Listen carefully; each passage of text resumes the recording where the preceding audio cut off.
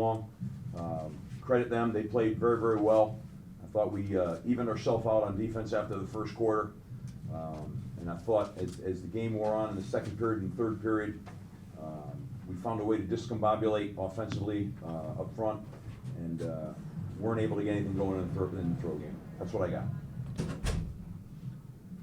2 games to go. You're still in a position where you can salvage the season. Just talk about that a little bit. Yeah, we got 2 games to go. Starts with UConn next week. We have an opportunity to beat UConn at home. You know, we're coming off a stretch of some pretty tough games right now, and we've got to get back to work, and we got to go play our best football right now down the home stretch. That's what it's going to take. How much of it was on Patrick, and how much was it just on the offense that just couldn't get going? I don't think we played well up front at all, you know, we're not making plays right now. You know, credit them. I mean, obviously that's a physical, good-looking football team, but we're not making plays. We had a lot of breakdowns up front in this game, critical ones on 3rd and 2, and there's different things all over the place there, and that's my job to get that fixed. So I'm just wasn't good enough. Just not good enough. I thought we came out of the blocks, made a couple plays, and as I said, you know, I knew it would be a slugfest in there a little bit with them.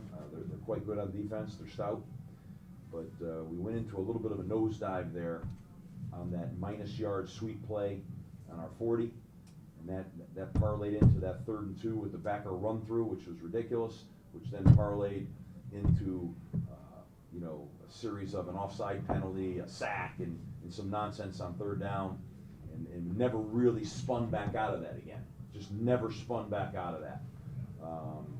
You know, we didn't make any real plays in the throw game. We didn't get open a couple times. We tried to run some man beaters, and we weren't able to, you know, get those man beaters open.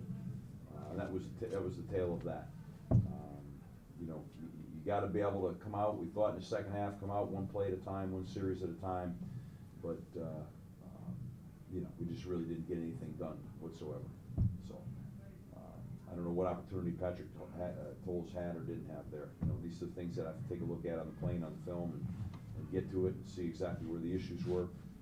Obviously, they were playing heavy, close to the box. You know, we wanted to throw the ball a little bit more, but you know, we just had that series that, you know, with these guys, you get in 2nd and 10, 3rd and long, and the next thing you know, they're pinning their ears back, and it's not a real productive down and distance to be in. So we're trying to kind of get something going and get us in some sort of normal down and distances, so that, you know, you have the opportunity to maybe throw some quick game, do some things like that. But we never got in sync. Just never really got in sync.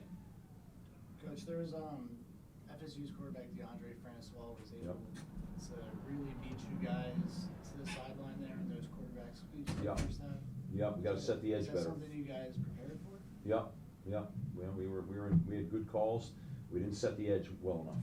One time, you know, we were supposed to set the edge. We came inside, got hooked inside, and he was able to get outside. And they hit us with a few of those for sure. So coming into the game, were you expecting that from Francois using his legs? We prepared for the stretch play, yeah. I mean, stretch, whether it's quarterback stretch or tailback stretch, we prepared for it. We had to set the edge. We didn't do a good, I just told you what happened. Had the edge set, and a couple times we came underneath, and then it went outside.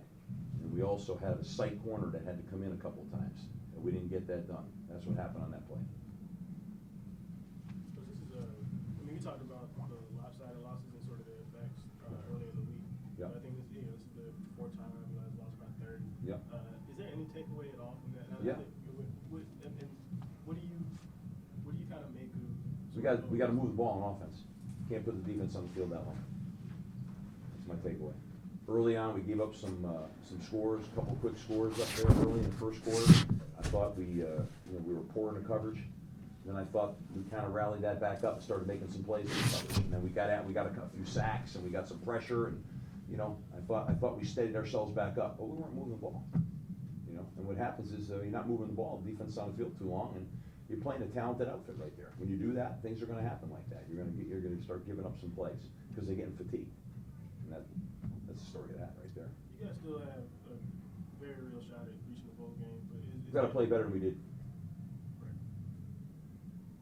Is there any? Do the losses that you took make it hard to swallow? You know what I mean? Like you still have a chance to get to a bowl game, but some of the showings haven't been You know, what you wanted. my focus is much more on, a loss is a loss. My focus is on what went wrong in that game. That's what I look at, you know. Our inability to play with any type of consistency up front today really bothered me, okay? And we have been making steady progress up front, okay? And I want to really see what happened. It's hard to tell. I know a few things that happened. I saw them, and they were big plays, okay? But we had some real breakdowns.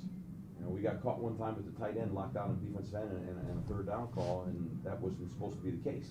I mean, so there's some errors that occurred in there, and I want to address those, and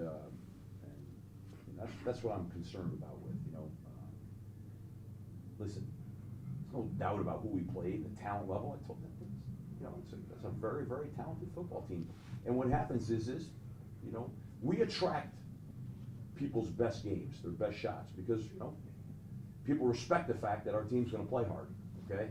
And we attracted one of their best shots here tonight. That's pretty obvious. They're making some great plays in the perimeter, and I thought the quarterback played well, was on. And we have a hard time right now pushing back adversity, okay? When momentum doesn't come naturally, we have a hard time creating it. And that's the youth of our team, especially on offense. And we don't have a guy or two that's just a go-to guy. We've had this conversation. So what happens is you know, when things get tough like that, you know, when you got those go-to guys, they kind of make plays and they pull you out of that a little bit, and they rebite and gain some momentum. We couldn't really do that, okay? And that's been our issue. When we get in these kind of games against these caliber teams that are playing at a high level right now, okay, we have a hard time creating that momentum right now. That's where we are. And we've got to learn how to do that. That's part of it. And it shows up in these kinds of games. Against the level of teams that we're playing against, it shows up. And that's when it looks like it gets ugly. Because we haven't learned yet how to push that back. And that's been evident. I mean, that's been evident in where we are, okay? You know, we play a lot of good football teams.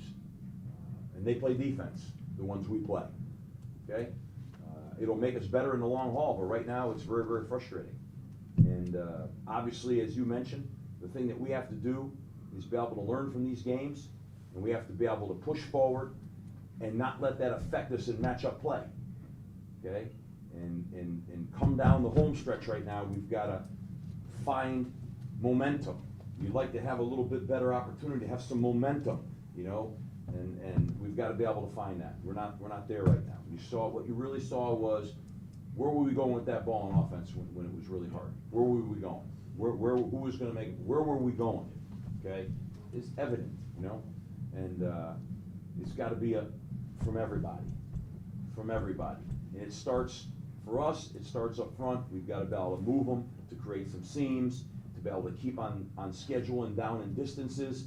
Because when we get behind on those down and distances, and you put us in 3rd and long, and we were 1 for 12 on 3rd down, what are you going to do with that? And I'm guessing on those, I don't have it in front of me, but I'm saying in those 3rd downs, how many of those are 3rd and long? All of them? 90% of them? Those are loser downs, because we're ineffective in the run game on the early downs, okay? And there's a lot of reasons for that, as I said, rambling on around here. There's reasons for it all over the place. There's breakdowns, there's some mistakes. Obviously, we're playing a good defensive front. I mean, who are we kidding here? That's a legitimate defensive front right there. I mean, one of the better ones in the conference. I told you that going in. There's no great mystery there. You know, we've played Clemson's great defensive front, Tech, Clemson, Louisville, and Florida State. NC State was pretty damn good too, you know, but we were able to get some movement in there on NC State, okay? And we played at a much higher consistent level up front against NC State. And that's where we are. Got to go back, got to watch the tape, got to get ready to have a good week, got to get ready to finish strong down the home stretch. Okay? Thanks, Chris. Thanks.